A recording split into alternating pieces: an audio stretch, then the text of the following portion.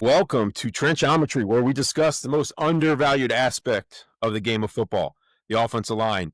And remember, when you master the trenches, you win the war. Our guest today was a standout offensive lineman at Naples High School. As a 3-year starter, he would lead the team to a Florida high school state championship, playing in the title game with a broken ankle, which eventually needed surgical repair. He would be highly recruited as he came out of Naples High School his senior year. As the number 2 offensive line recruit in the country for the class of 2009, he was named All-American senior year and was recruited by Coach Steve Adazio and Urban Meyer to Gainesville. He would join the Gators the season after their national championship run. In the OL room that spring, he would join a number of standout offensive linemen. He moved over to the dark side of the ball briefly in his college career. He suffered a season-ending injury, which would essentially end his playing career. Now he helps run a local legend called the Island Gypsy down by Marco Island, Florida, with another massive brother that was a standout offensive lineman on the college ranks. Today, I'd like to welcome Mr. Nick Alajajian to the podcast as we get a chance to talk all things offensive line with him.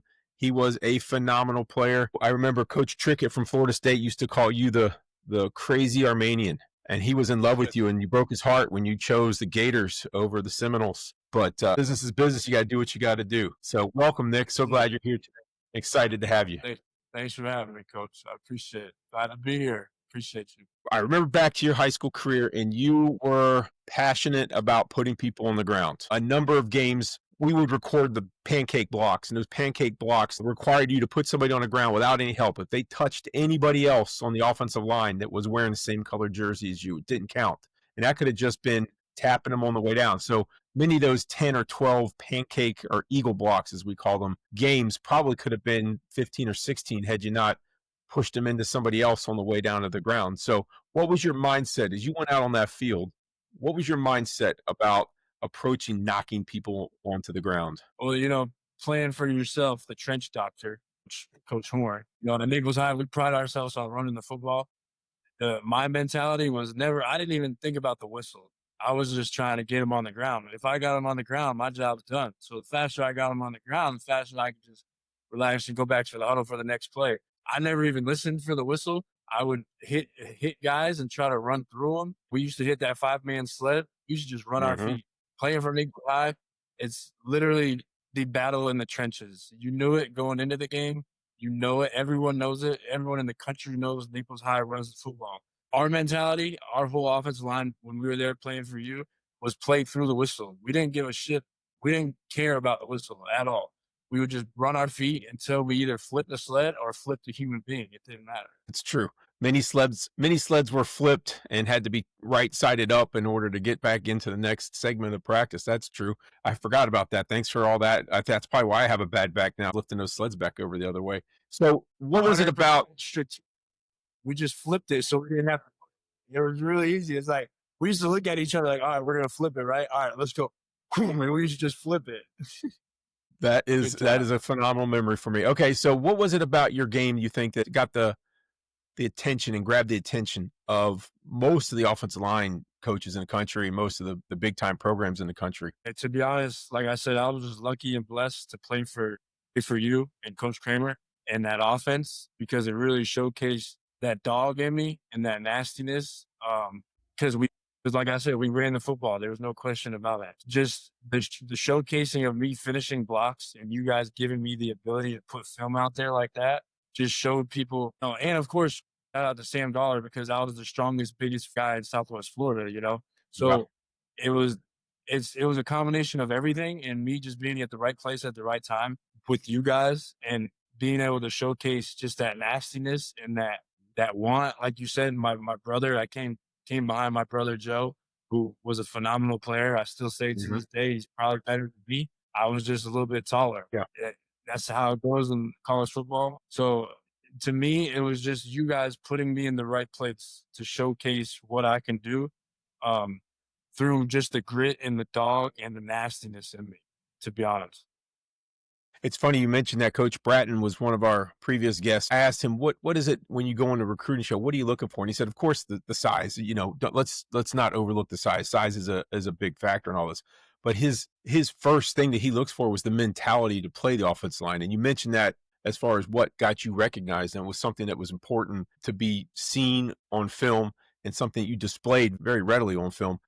So that kind of echoes what he's saying. You had that mentality and you showed it. And it's funny that you mentioned how aggressive you were. That came out on film. Your domination of people, and it didn't matter. You played well against good people. You played well against bad people. You played good against you played good against big guys, against small. You played good against small guys. It didn't matter. You had like kind of a level, and you would turn the performance and the effort on, and that's what was your performance. You had an on button and an off button, and there was no off until after the game. That's for sure. I was fortunate enough to get up there to Florida for a couple practices you guys had. Got a chance to sit in your offensive line room there with Coach Adazio. He demonstrated an acute ability to be aggressive as well, and really pull that out of you guys at that next level. He was brutal on you guys in the meeting room. I remember one particular meeting I was sitting in. He came out and he opened the door. I don't know if you remember this or not, but he opened up the door and you guys had a bunch of mottos and sayings like hardest working group, never going to quit, or whatever it was on the door. I remember him coming in and telling the GA, I want all this scraped off the door by the next meeting because this room is none of this. I kind of sat back and my eyes got big, and I understand what he wants out of his guys. It's 100%. Like I was going to say, my mentality in high school, how I could turn it on and off was an attest to you guys, how well you guys coached us and got us ready to play and had us in that mentality. Mm-hmm. From going from Naples High to Florida, Naples High at that time was just a little mini college program. It's Yeah. literally the same thing. I was so ready for the college aspect of it. Of we're here to win, we're here to work, and we're here to win, right? And like so, that Yeah. was an easy transition for me. And then especially going to Adazio, I mean, I love that guy. You know what I mean? He gets you ready to play. He makes you want to play for him. Every Saturday morning when we're eating breakfast before the games, he used to come out and they used to get him hyped and they called it Vitamin Dazio. So he would come out, I mean, just and yelling, I mean, just getting us ready. Coach, we're waiting for our egg. You know what I mean? Like, can we Yeah. wake up first? He is ready. He gets you ready to go. He makes Yeah. you want to play hard. You'll talk to Mike and Marquise Pouncey and they'll tell you about him too. But Yeah. he's one of a kind. He's one of those guys who you would run in a foxhole, you would run in the dark alley with him because you want to be there for him. You know what I mean? Yeah. And he'll be there for you. As long as you do right, you give effort, you try your hardest, he's gonna have your back.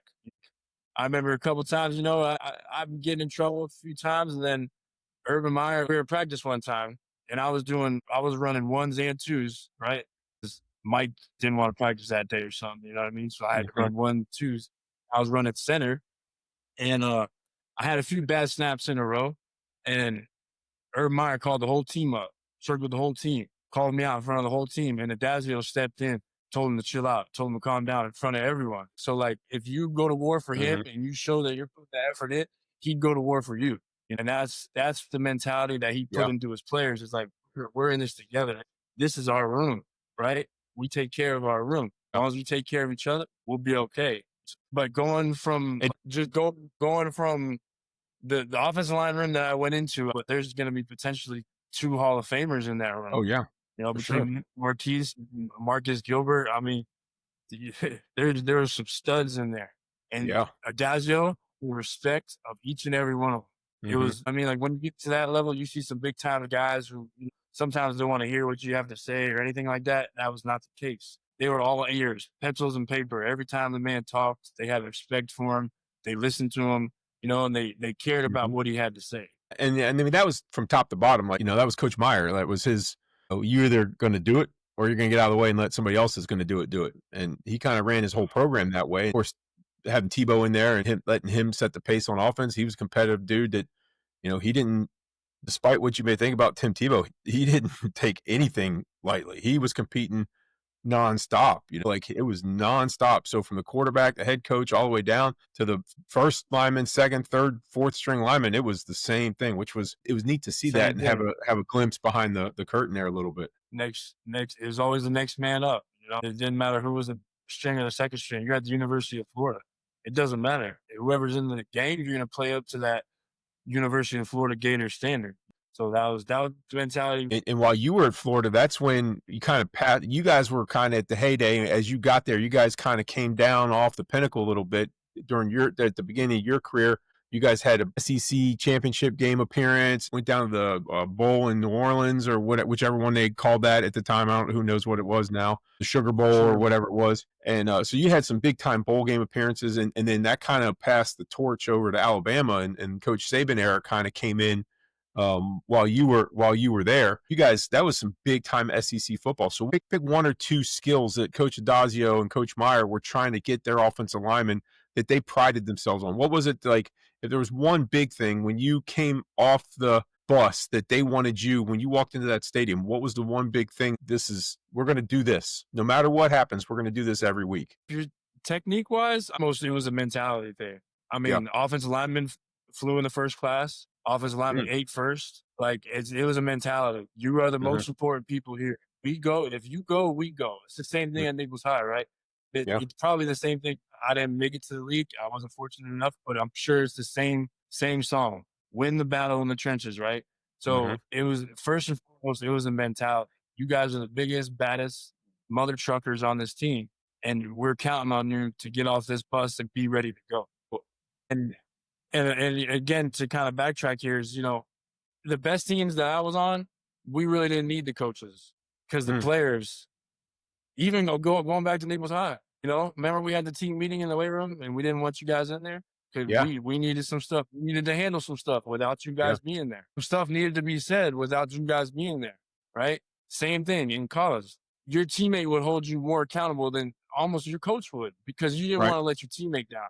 And it would be vice versa. It's, competitive greatness, competitive excellence is what it was. So the first and foremost was the mentality. Like, you are the offensive defensive line. You have to be ready to play. And then second, technique wise, bend, base, and balance. The 3 Bs. Bend, base, and balance. Very, in my opinion, very overlooked. Even you used to get on me at Naples High and say, "Hey man, stretch your ankles." Because I'd always be up on my toe. Every time I get down on my stance, I'll be on my toes. So it was always an uphill battle for me, the flexibility part of it, which is another reason I think Joe was better than me. Joe was way better natural bender than I was.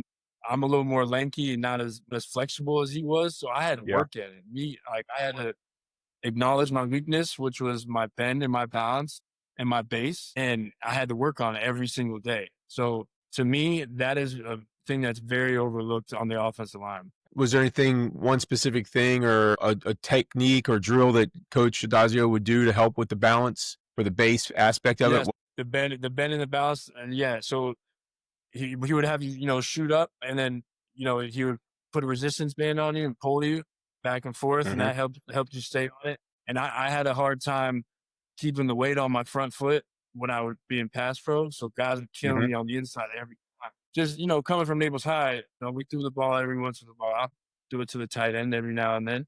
So that's something I really had to work on. So to me, being able to bend and then keep my balance was something I really had to really work on. So to me, it was resistance training, snapping up, and someone trying to pull me forward and move me side to side. So a big thing for me was resistance and training. Got it. If I would kind of play this out a little bit, the fact of the balance and the resistance aspect of it is trying to keep that weight on the inside balls of your feet. And if you're not real flexible, it's hard to get that weight on the inside balls of feet where your balance is best, where you can keep your centers of gravity in between your knees and be able to withstand and move and have power and push off that inside foot if you got a kick set, or push off that outside foot if you're power stepping back in if somebody's trying to cross your face. And so keeping that weight on that inside foot and the training and the resistance bands are going to help overemphasize you pushing off, almost knock-kneed, if you will, where you keep your knees kind of bent and kind of touching towards one another to kind of push that weight out on the balls of your feet and kind of give you that balance. Those resistance bands pulling you forward or pulling you left, right, back, forward. Those are good drills to have, and you could do that. You could do that in your backyard, really. If you put in a resistance band around a tree or a fence post or something, you could do that yourself. You don't even really need a partner or anybody holding on to that. If you're desperate enough to get out and be a great offensive lineman, that's something you could do on your own. 100%. And I was more of a run the ball guy, so I'm weird just going downhill and hitting people in the mouth. I had feet. People always said I had pretty quick feet on the ladders. So to me, it wasn't getting out and kicking out of my set. I was kicking so much that there was no weight on my front foot. I would be swaying back like this, and the dudes would just go inside every time. So I was getting waxed, and Yeah. then so that took a lot from me, and the flexibility only helped me with that along the way. Mhm. So that would probably be the biggest thing for me. Did you guys in the off season when you're in the weight room, were you doing any offensive line specific stuff that would have helped with the base or the balance, or was it all just powerlifting and agilities? What was that off season training regime like? Yeah, a lot of weights, a lot of running, a lot of things like mat drills, which Mhm. are just crazy workouts. I mean, you see a little bit on that Netflix documentary that cover a little bit of it, but that doesn't do it justice because that it's the craziest workout you'll ever see, you'll ever be a Mhm. part of. That's the kind of stuff we did in summer. So it wasn't really position driven so much. It was more so let's get big, swole, and get ready for season. So in the summertime, it wasn't so much position driven. Once you got closer to the season, then you broke off and did position group things and did position drills and all the normal things that you do: Mhm. kick sets, back to back, zigzag, resistance, shoulder, leg drive, weight on your inside foot, all that kind of stuff. But Mhm. the mat drill was probably the craziest thing that I've ever been a part of. And I'm pretty sure if you ask anybody, they'll tell you that too at Florida. It's a crazy, crazy, high intense workout at 5:50 in the morning. Starts at 5:50 in the morning. There's 6 different stations. It's the closest thing to military camp, I'm sure. I've never been, but it's probably the closest thing to it. One of the stations is a Mhm. 10 by 10 mat, 2 lines. They blow the first whistle. First guy jumps on the mat, face down on their stomach. Second whistle, the second guy is going to jump on your back, and you got to get to the other side of the mat. And there's no rules. That's it. So I've seen dudes get choked out, eyes rolled back in their head. I've seen fist fights. You see it all. But there's a Yeah. winner and there's a loser, and you don't want to be the Mhm. loser. So you see some crazy stuff. And that was that dog thing that Yeah. they wanted to put in that mentality, that grit. Nothing's gonna stop us, And then it was cool. Even if you got in a fist fight, I mean, full blood fist fight, bloody noses, everything, you still hug it out at the end and you'd be best friends and you go to Yeah. class and be cool. 'Cause that's just how it was. It was just the mentality that we had at Florida. That was it was something crazy. It's like they touch on it a little bit in the Netflix documentary, but I'm telling you, it doesn't do it justice. And you know who was in charge of all that is the same strength and conditioning coach that's still at Ohio State right now, Coach Okay. Mickey Marotti. Mhm. And he won all those titles with Florida, and won all the titles with Urban Meyer at Ohio State. And I'm telling you, he's the hidden piece to the puzzle behind all Yeah. these national championships. I bet he has probably 6 or 7 national championships now. Yeah, it's like a fight or flight, survivor mode, do whatever it takes to stay alive aspect, which is the story about you go see the old sage guy for wisdom and you say, I want success. Can you teach me how to be successful? And he takes you out in the middle of the pond and he pushes your head underneath the water. You're about darn near ready to drown. You come up, what are you doing? He said, did you want to breathe? You say, yeah. He goes, how bad did you want to breathe? Well, I was going to die. He goes, until you want success that bad, you're not going to be successful. You want to have success the same amount that you want that oxygen. And until you do that, you're not going to be successful. And that you're pushing some heads underwater in those drills. Then 100%. people, if you're 100%. imagining, you're trying to imagine what it looks like, and it's worse than what you think.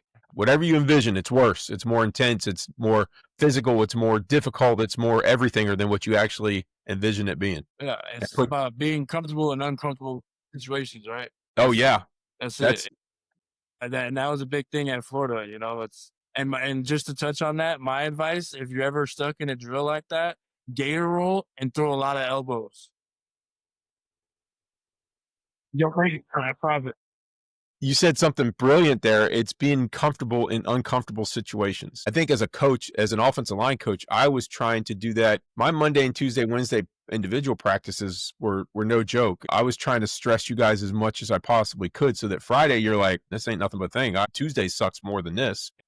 I think your group was the first one we kind of did turbo sleds with, which is that I don't know if anybody's ever done this before. I've never really seen this done, and I'm not claiming to have, invented this or anything, but a turbo sled is where you do a sled routine. We had a certain drawn out sled routine, but we would do it no huddle. So you would drive the sled, sprint 10 yards, come back, get in your stance. I'd call a play, drive the sled 10 yards, sprint, drive it 5 yards, sprint 10, sprint back, and we did probably I don't know, 6 or 8 plays like that, and then you would rest while the second team guys would do it, and then you were back up and you did probably 12 to 16 reps in no huddle mode. I know that would Yeah. gas you guys in a heartbeat, but I felt better doing that knowing you were gassed on Tuesday than Friday for sure. Well, I mean, you win the game on Tuesdays. The same thing in college. We call it Bloody Tuesday because Uh-huh. I mean that's when you really get that hard work in and that hard practice in. But I'm not kidding you, coach. Playing offensive line was probably at Naples High was the best thing that's ever happened in my life. I Yeah. mean, playing for you and being ready because, like you said, we did have the hardest individual when we were there. The linebackers can try to say they had the hardest individual. That's bullshit. We did. The offensive line had the hardest practice at Naples High. It wasn't even a question. The defensive line just sit over there and drink water all day. We all know that, and that's cool. And that's why we used to whoop them up. The mentality was already in me by the time I got to Florida.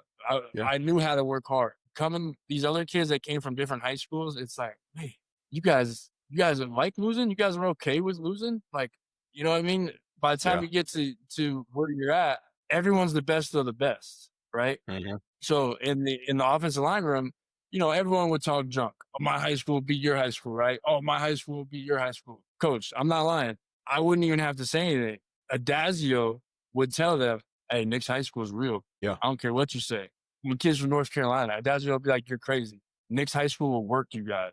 And Yeah. the only ones that he said would be a good game was me and Mike and Marquise, Lakeland. Be us and Lakeland. Yeah, That's what like he said.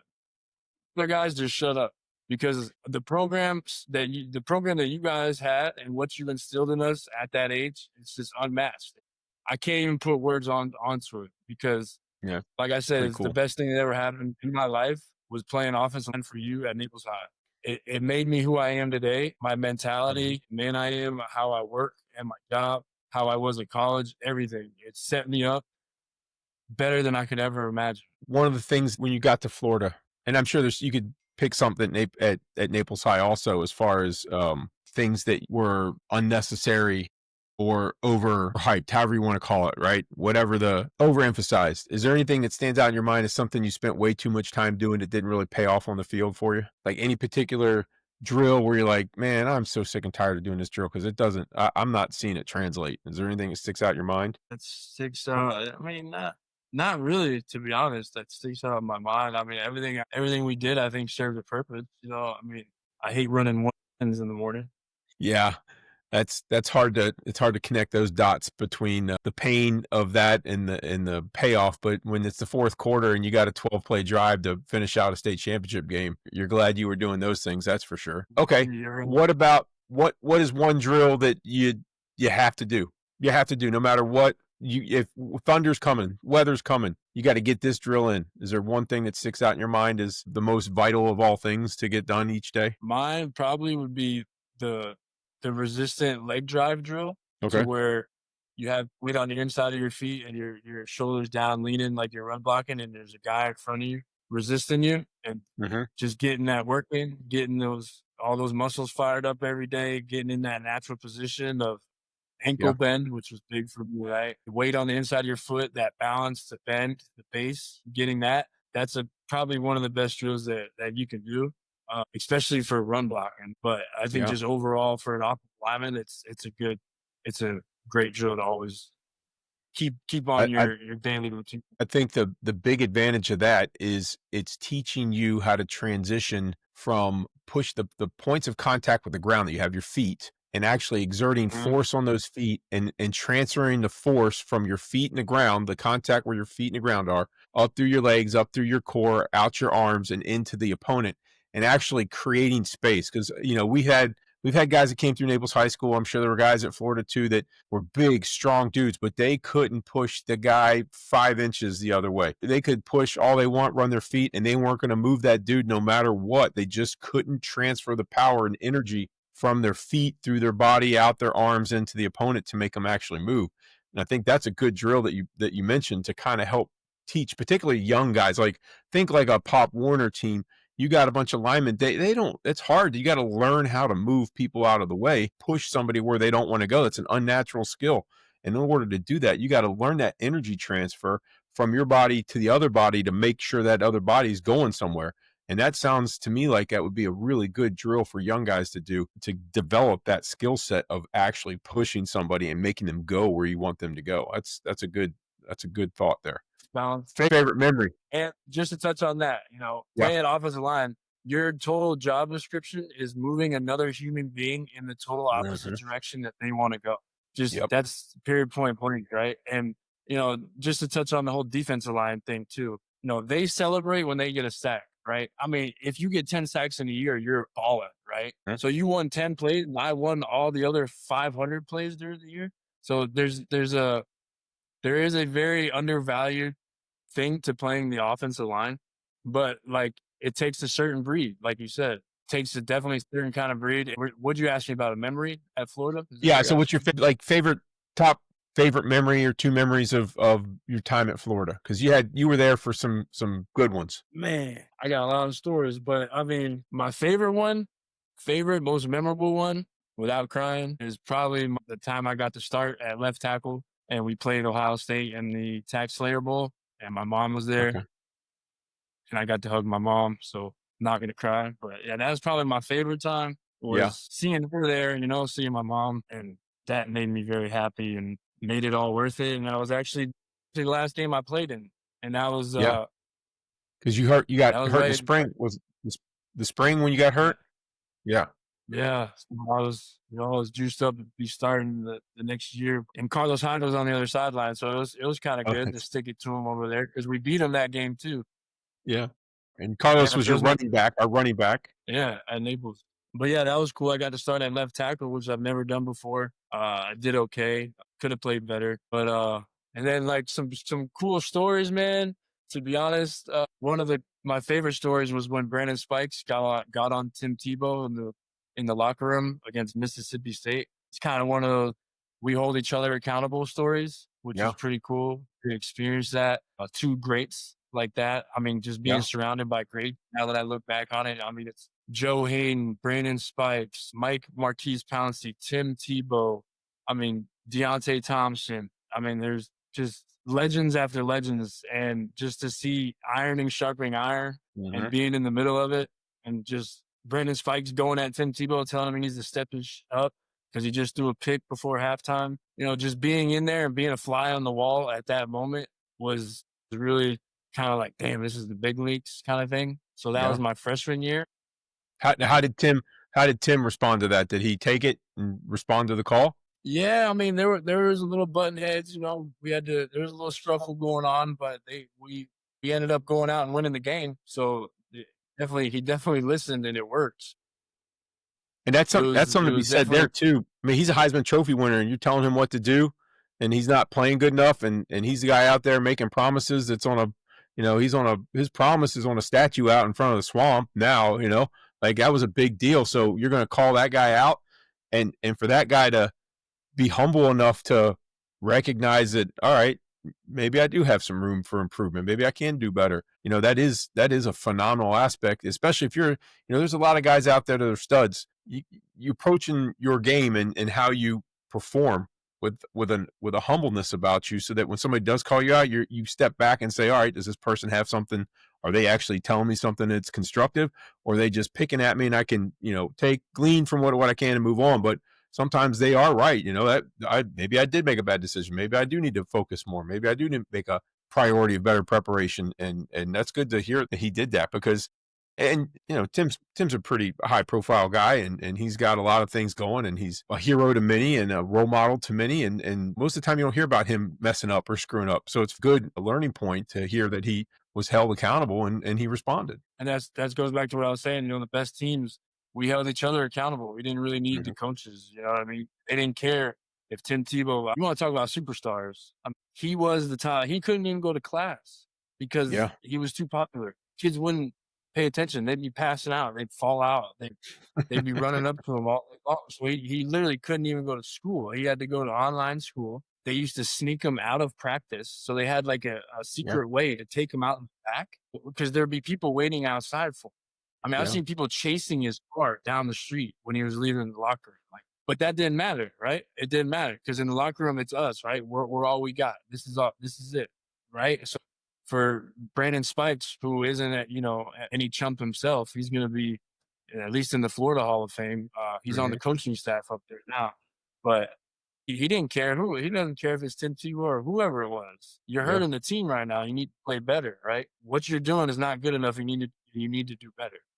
And probably the craziest thing is going from Naples High and then going to Florida and having to block Carlos Dunlap every day Mm, because that sounds like Choose fun. choose go yeah, it's so he was 6, I think he's like 6'7". I don't even know how much he weighed, but and then he ran like a 4.7 40. Um, so that was pretty fun because, choose the second string always goes against the first string, Yeah. right? Second team offense, first string defense. So every day my freshman year, I had to block Carlos Dunlap and then I had to down block and combo up to Brandon Spikes. So that Oh, was probably that's one of my favorite memories, going from Naples High and being Mr. All American, whatever, thinking you're somebody, and then going up against them. It was a good humbling experience for sure when I first got there. I was thinking back to you said your favorite memories is seeing your mom in the Taxslayer Bowl, which was at the Citrus Bowl, if I remember correctly, right? Wasn't that there in Orlando where you guys played that game? No, it was in Jackson. It was in Oh, Jacksonville. Jacksonville. Okay. Okay. Never mind then. Because I remember I have a distinct memory of you, a picture of you running out of the tunnel for the state championship game at the Citrus Bowl, looking up at your mom, throwing her the I love you up as you ran out on the field, which is your mom's been a big motivator to you, and feeding you was a high order. My gosh, she must have been cooking for hours and hours and hours with you and your brothers running around the house.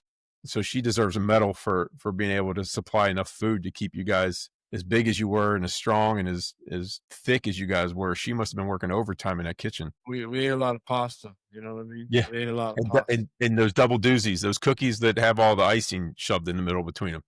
Goodness. Exactly.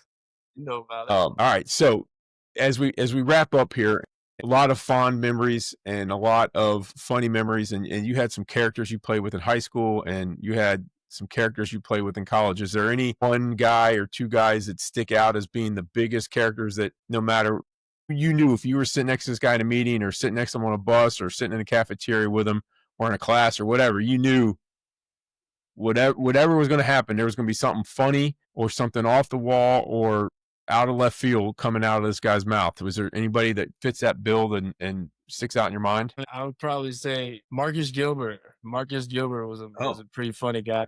I mean, he was a clown. He loved to have a good time. So she put it that way. So if yeah. you were trying to have a good time, you were hanging out with Marcus Gilbert. So he was always probably the life of the party. Besides Mike and Marquise, Mike and Marquise were probably they're the most influential people in my life through my college career. Um, Mhm. we're still best friends to this day. They were definitely one of a kind. They changed the position of the offensive line. To be honest, they kind of made it into what it is today. It's no longer big sloppy fat guys who can't move. It's athletic guys who really want to play offensive line. That's what they're here to do. So I would say between Mike and Marquise and Marcus Gilbert, I mean, it was always a good time and we were always laughing. I mean, and they would have a Dazio cracking up. I mean, that's Yeah. the best part is when you can kind of soften up your coach and have him sit back and laugh with you. And they were so good at doing that. You know what I mean? Like even if he was in a terrible mood, somehow Mike and Marquise and Marcus could make it laugh. Like it was just them. They were always there to help keep the room up, to keep the vibes up.